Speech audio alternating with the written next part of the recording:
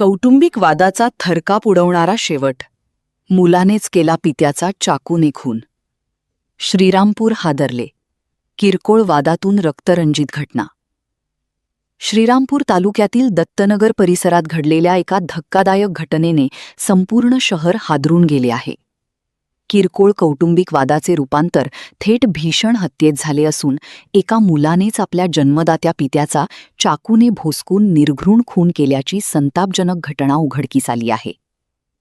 मिळालेल्या प्राथमिक माहितीनुसार दत्तनगर परिसरात राहणारे मुसा हसन बागवान वय 65 आणि त्यांचा मुलगा अशफक बागवान वय 30 यांच्यात शुक्रवारी रात्री 11:30 वाजण्याच्या सुमारास जोरदार वाद झाला.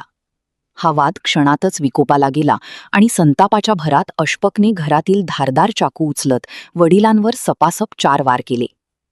या हल्ल्यात गंभीर जखमी झालेल्या मुसा बागवान यांना तातडीने साखर कामगार रुग्णालयात दाखल करण्यात आले.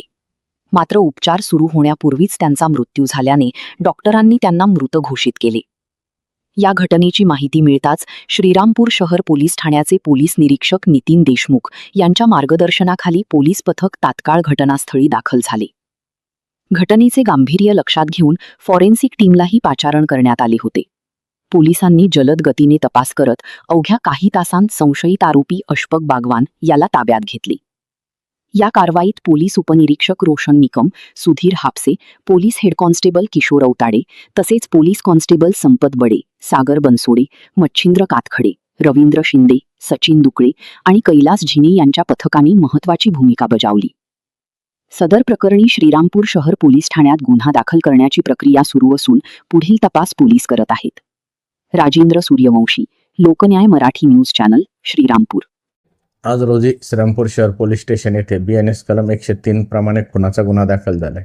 त्यातील हकीकत अशी आहे की यातील मयत मुसा बागवान याच्या असलेल्या प्रेम संबंधाबाबत काल रात्री 11 वाजताच्या दरम्यान त्याचा मुलगा नामे अशफक बागवान याने त्याला जाब विचारला. त्या जाब विचारल्यावरून त्यांची आपसात वादावादी झाली. सदर वादावादीमध्ये आरोपी अशफक बागवान याने त्याचे वडील मुसा बागवान यांचा चाकूचे वार करून खून केलेला आहे. सदरबाबत श्रीरामपूर शहर पोलीस स्टेशन येथे गुन्हा दाखल करण्यात आला असून आरोपीला ताब्यात घेण्यात आले. पुढील कार्यवाही करण्यात येत आहे.